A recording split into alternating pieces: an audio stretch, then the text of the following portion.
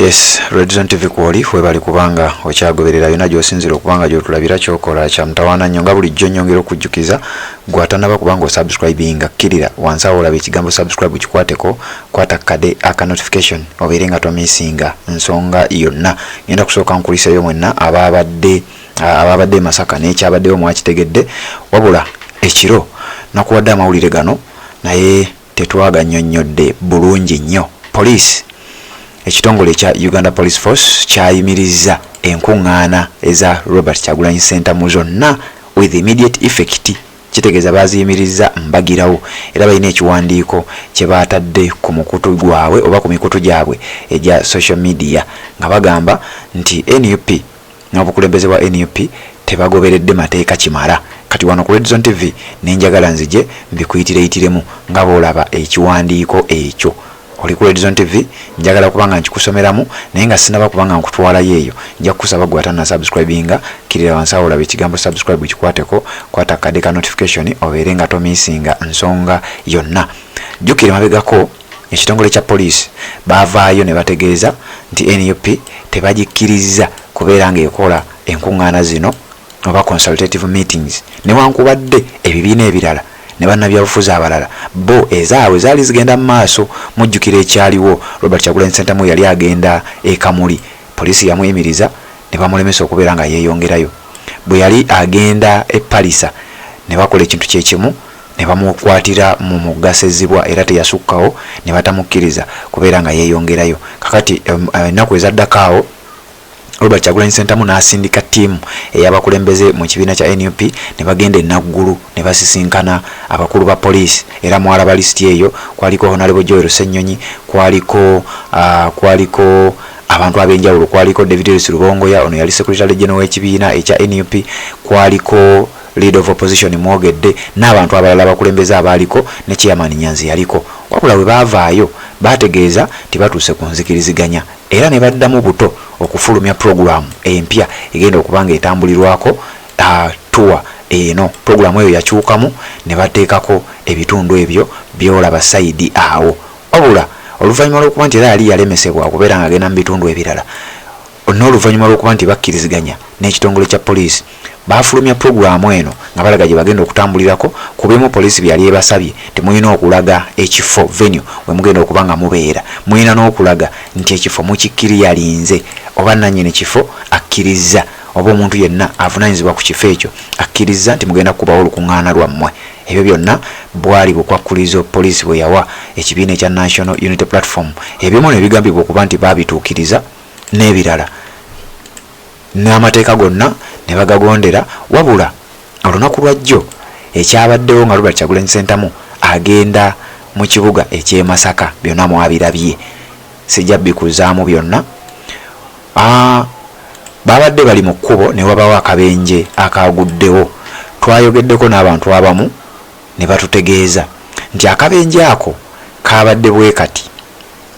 Waliwo owa booda eyayagadde okwegatta mu convoy eya Robert Kyagulanyi Center nga bagenda e Masaka naye nga ye yabadde yayiseewo dda nga yagenze era ono we yayagadde okwegatta mu convoy eyo agiyingiriremu emabega ng'eweddeyo yakubyeyo ttaani mu kkubo. Okusinziira ku bigambo ojja genda ku mukutu gwa NTV ojja kulaba akatambi ako ng'abantu abo boogera nti oli yayagadde okuyingira mu convoy eya Robert Kyagulanyi Center mu bwe yayagadde ogiyingiramu n'akurashinga n'ababooda abalala ne bamutomera.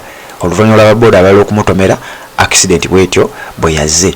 Kati poliisi neeyisa ekiwandiiko era neteeka ekiwandiiko ekyo kyenkulaze kyengenda okukusomeramu ku mutimbagano gwabwe nga balaga nti bo enkuŋŋaana zino baziyimiriza with immediate effect. Olw'ensonga mbu aba NUP oba bakwasaganyiza bubi ensonga y'amateeka n'ebirala bo bye batadde mu kiwandiiko ekyo kyenjagala okuba nga nkusomeramu gwe agoberera omukutu ogwa Red Zone TV. Wabula nga sinaba kuba nga nkikusomera ate naba kuba nga osubscribinga kkirira nsawo olaba ekigambo subscribe kikwateko kwata kade ka notification ebeere nga tomisinga nsonga yonna. Ekiwandiiko kiri bwe kiti: Whereas police leadership met with the National Unity Platform leadership at police headquarters on the 27th May 2024 and agreed on how to conduct their consultative meetings, NUP has disregarded the agreed position and they continued to act with impunity as demonstrated in today's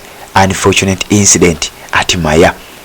Bano nga bagamba nti newankubadde obukulembeze bwa poliisi bwasisinkana abakulu okuva mu kibiina kya NUP ng'ennaku z'omwezi 27 gw'okutaano 2024 era ne bakkiriziganya ku ngeri ki consultative meetings zino oba enkuŋŋaana zino gye bayinza okuba nga bazikuwasaganyaamu. Kati wano poliisi nga bagamba nti NUP baganya okukwatagana oba n'ebiragiro oba bavudde ku ekyo kye bakkaanya mu nsisinkana gye basisinkana, era mbu ne bagenda mu maaso nga bakola ebikolwa byabwe eby'ejjoogo ebitagoberera mateeka nga bwe kibadde olunaku olwaleero mu incident ebaddewo naddala mu bitundu by'Emaya. Ndi mu kiwandiiko kya poliisi kyetadde ku mukutu gwayo.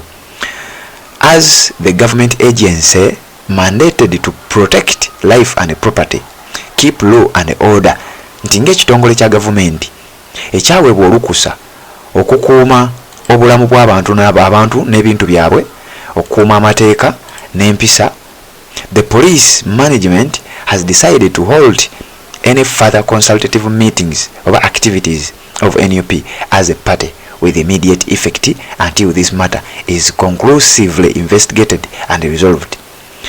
Nti nga poliisi tusazeewo okuyimiriza mbagirawo mu bwangu ddala with immediate effect olukuŋŋaana lwonna olw'ekibiina kya NUP oba activity yonna ey'ekibiina kya NUP eri in form of a consultative meeting. Nga poliisi tusazeewo nga tukozesa obuyinza obutuweebwa ssemateeka okuyimiriza olukuŋŋaana lwonna olw'ekibiina kya NUP oluyinza okuba nga lukubwa okuggyako ng'ensonga eno tugiyiseeyiseemu tugituddemu ne tugisolovinga era ne tuddamu ne tutuuka ku nzikiriziganya. Kyekiwandiiko abasajja kye batadde ku mikutu gyabwe egya social media nga wano kiraga nti enkuŋŋaana ez'ekibiina kya NUP baziyimirizza era teri kuŋŋaana lugenda kuddamu kubeera nga lubeerawo. Poliisi bwetyo bwesazeewo. Kati ate abamu ku bakulu mu kibiina kya NUP bannyonnyodde ensonga eno era bwe twogerera wano ku Redzone TV nja kuwa ekiwandiiko ekinaavaayo kubanga nkakasa ekibiina kya National Unity Platform kirina okubaako ekiwandiiko kyekiyisa kyekiteekawo kiina ekiwandiiko kye kirina okuba nga kiyisa ku nsonga eno era nayo nja gikuleetera ensonga y'ekibiina kya National Unity Platform gye kinaaba kizzeemu response yaabwe. Jjukira olunaku olwaleero ennaku z'omwezi ziri 1 omwezi gwa 6. Kati mu bbanga si ddene nnyo ekibiina kino babadde bategese nga bayina okubeera nga babeera mu district ey'Emityana wiiki eyo ejja ennaku z'omwezi zijja kubanga 4 lunaku lwa 2 mu kisaawe ekimanyiddwa nga Busimbi Division Grounds. Ekibiina kya NUP Robert Kyagulanyi Ssentamu n'abakulembeze abalala bali supposed okubeera Emityana ng'ennaku z'omwezi 4 omwezi guno gwe tutandise ogw'omukaaga, wabula okusinziira ku kiwandiiko kya poliisi eraga ebayimirizza. Ekiwandiiko NUP kyenaayanukula nakyo ngenda kikuleetera wano bulungi nnyo. Wekumire ku mukutu gwa Redzone TV bw'otonaba kubanga osubscribinga kkirira nsawo olaba ekigambo subscribe kikwateko kwata kadde ka notification ebirenga to missing nsonga yonna tuwuliziganye mu updates ezigenda okuba nga ziddako.